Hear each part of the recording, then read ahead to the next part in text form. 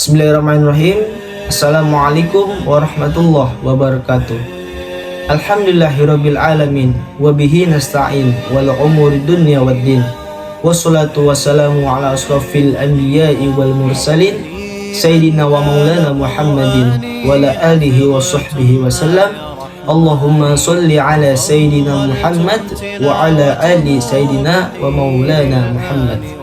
Perkenalkan, nama saya Mzaki Ashari dengan NIM 221210071, program studi komunikasi penyiaran Islam Universitas PT IKI Jakarta. Di sini saya akan membahas apa itu takdim dan takhir.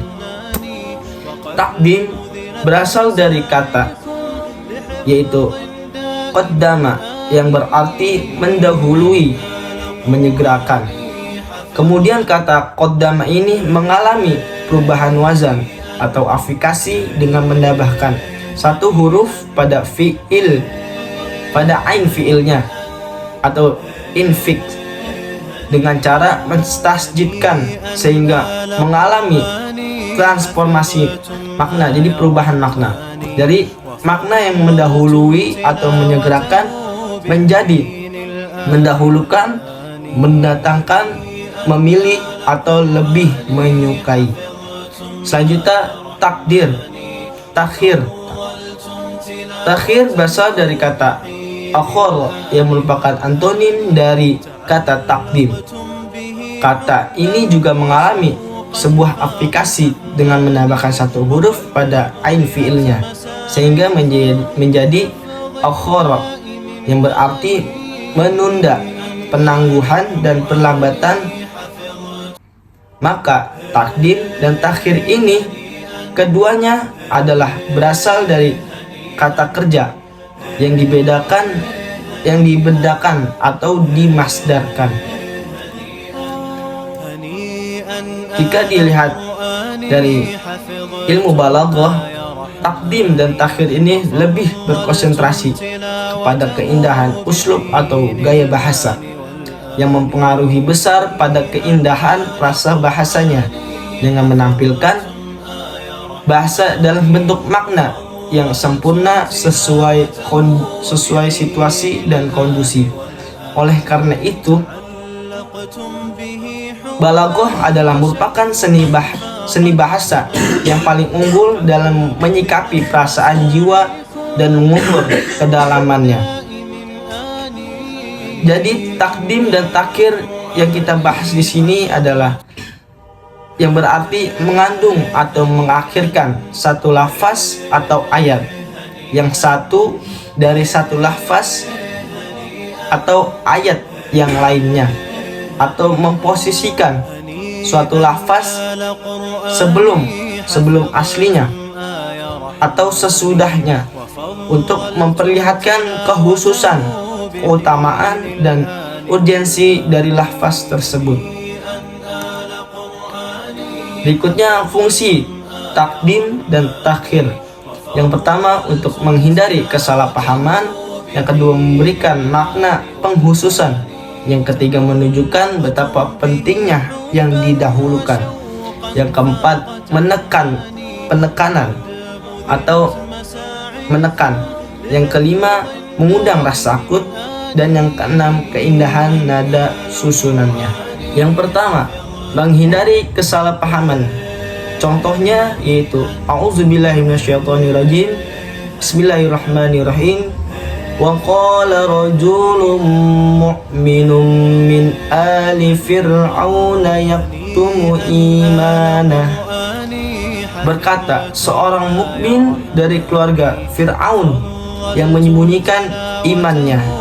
Quran surat Ghafir ayat 28. Seandainya kalimat ali Fir'aun atau keluarga Fir'aun diletakkan sebelum yaktumu imanah atau menyembunyikan imannya, maka mungkin ada orang-orang yang memahami ayat ini dalam arti yang bersangkutanlah yang menyembunyikan imannya dari keluarga Fir'aun.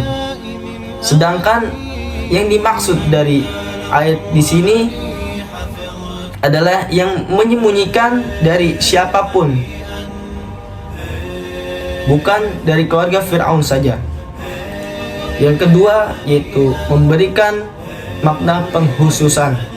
Contohnya itu iyyaka na'budu wa iyyaka nasta'in. Jika ayat ini diterjemahkan tanpa memperhatikan penempatan objeknya, maka sekedar pengetahuan tentang makna dan kata demi kata, maka bisa saja ada yang menerjemahkan dengan engkaulah yang kami sembah dan kepadamu kami memohon pertolongan. Tetapi yang menjadi sebab didahulukannya objek pada ayat ini sebagai mengandung makna penghususan. Jadi maka dia akan menerjemahkannya dengan hanya kepadamu kami beribadah dan hanya kepadamu kami memohon pertolongan, yakni bukan selain Allah. Yang ketiga, menunjuk betapa pentingnya yang didahulukan, yaitu contohnya qala akhairallahi abgikum ilaha wa huwa faddalakum alal alamin.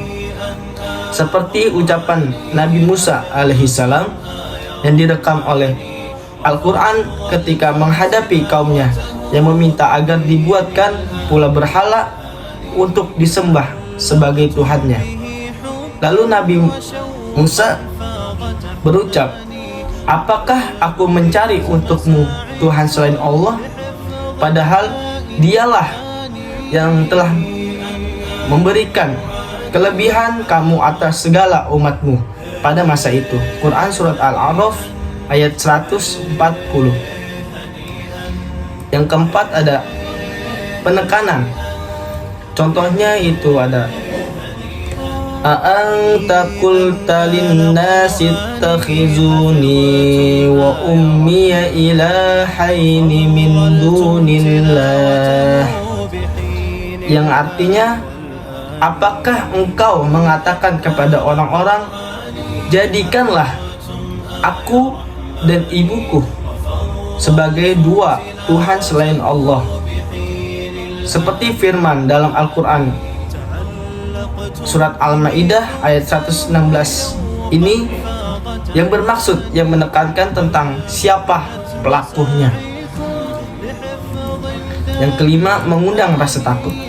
Contohnya ada wa izal jahimu su'irat, dan apabila neraka jahanam dinyalakan. Untuk sebaliknya, mengundang kerinduan seperti ayat selanjutnya ini, yaitu wa izal jannatu uhlifat, dan apabila surga didekatkan. Jadi yang mengundang rasa takut ini itu pada wa izal jahimu su'irat, dan apabila neraka jahanam dinyalakan. Jadi kita akan merasa takut jika neraka jahanam ini dinyalakan. Lalu ayat selanjutnya wa izal jannatu uhlifat, dan apabila surga didekatkan. Nah, surga didekatkan ini, maka kita akan menimbulkan rasa kerinduan di dalam hati kita untuk dekat dengan surga dan menjauhi neraka. Yang keenam, keindahan nada susunannya. Contohnya itu uzuhu fakhullu summa jahil masallu summa fi silsilatin zar'uha sab'una zira'an fasluku. Allah berfirman, tangkap dia lalu belenggu tangannya ke lehernya, kemudian masukkan dia ke dalam neraka jahim, kemudian belit dia dengan rantai yang panjangnya 70 hasta. Quran Surat Al-Haqqah ayat 30-32. Jadi keindahan dari susunan ayat Al-Quran ini yang menjadi nada-nada yang indah. Jadi kesimpulan dari takdim dan takhir adalah takdim dan takhir salah satu dari sekian banyak cara untuk memahami isi dan rahasia di dalam kandungan Al-Quran. Takdim dan takhir merupakan kaidah dasar ilmu bahasa sebagaimana dipahami dalam pandangan ulama nahwu dan ulama balaghah serta ulama-ulama lainnya. Menurut ulama nahwu, sebagaimana diungkapkan oleh Mustafa Al-Ghani, bahwa takdim dan takhir adalah mendahulukan, mendudukan mubtadi sebagaimana muhkum alaih atau subjek, dan mengakhirkan khobar sebagai mahkum bih atau predikat. Dan kedua bentuk tersebut terkadang didahulukan atau diakhiri sesuai dengan kehendak pembicara.